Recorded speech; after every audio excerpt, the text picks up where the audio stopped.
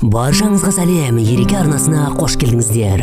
Франция батыс Еуропаның негізгі бөлігін және бірқатар теңіздің сыртындағы аймақтарды қамтитын трансконтиненттік мемлекет. Франция атауы латынның франкия немесе франктар елі деген сөзден, Рейннің төменгі және орта ағысын бойлай өмір сүрген және жалпы франктар этнонимімен белгілі герман тайпаларының атынан шыққан.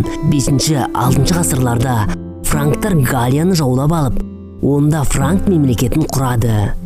Біз бүгін Франция туралы ең қызықты ақпараттармен бөлісеміз.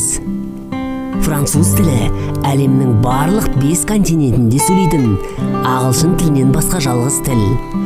Барлығы 122 елде қолданылады.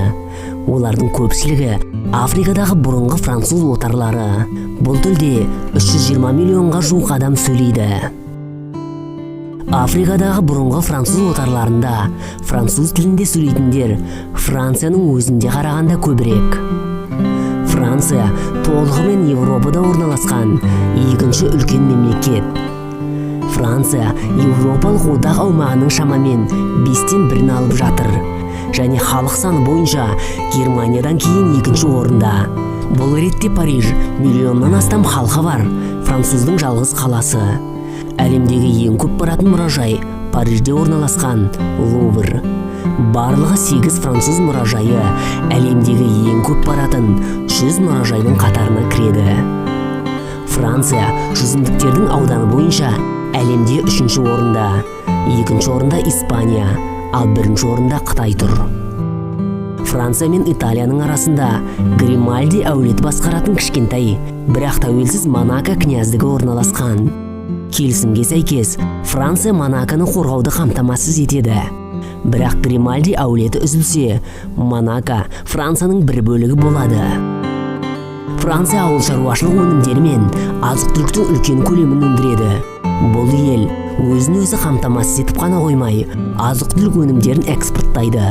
Бұл көрсеткіш бойынша Еуропада 1-ші, әлемде 3-ші орында. Мұнда ірімшіктің 500-ге жуық түрі шығарылады.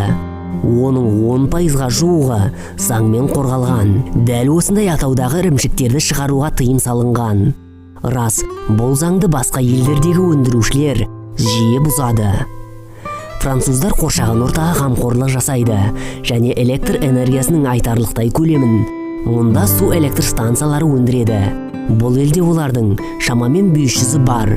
Бұл Еуропадағы ең үлкен су электр станциялар желісі. Францияның ұлттық әнұраны Ла Марсельезе аз уақыт Ресейдің әнұраны ретінде қолданылған. Бұл 1917 жылғы төңкерістен кейін Ресей империясының ескі әнұраны жаңа билікке сәйкес келмегендіктен болды. Бұл елдегі телерадио хабарларының негізгі бөлігі француздардікі болуы керек. Шетелдік фильмдер, әндер және тағы басқалар үшін белгілі бір эфир уақыты белгіленген. Заң бойынша мұнда шошқаны Наполеон деп атауға болмайды. Заң баяғыда император Наполеон тұсында қабылданған, бірақ содан бері оны ешкім жойған жоқ. Франция азаматтары президенттің арнайы рұқсатын алған жағдайда қайтыс болған адамға үйлене алады. Бұл заң ертеректе әйелдер соғыста қаза тапқан жауынгерлердің мұрагері болу үшін ресми түрде қабылданған болатын. Заң олардың ар-намысында қорғады. Егер солдат соғысқа аттанып және оның құрбысы жүкті болса, оған теріс көзбен қарамас үшін олар ресми түрде қайтыс болған адамға некеге тұра алады. Францияда біреумен қоштасқанда, егер қоштасу вокзалда болса, өз сезімдеріңізді ұстауыңыз керек. Өйткені мұнда вокзалдарда сүйісуге тыйым салынған. Бұл заң 100 жылдан астам уақыттан бар. Франция шекарасының 30-ға жуығын ормандар алып жатыр. Бұл Еуропада орналасқан 3-ші үлкен мемлекет. Тек Швеция мен Финляндияда көбірек ормандар бар. Оның үстіне басқа елдердің көпшілігінен айырмашылығы, Франциядағы орман алқаптары көптеген ондаған жылдар бойы азаймай, керісінше ұлғайып келеді. Дәл осы Францияда автокөліктерге арналған нөмірлер ойлап табылып, қолданысқа енгізілді. Кейіннен бұл тәжірибе әлемнің барлық басқа елдеріне тарады. Бізге көптеген таныс нәрселер Францияда ойлап табылған. Мысалы, кинотеатр, балет, велосипед. Париж әйелдеріне шалбар киюге тыйым салатын заң 2012 жылы ғана ресми түрде жойылды. Ал сіздер Франция туралы қандай қызықтарды білесіздер?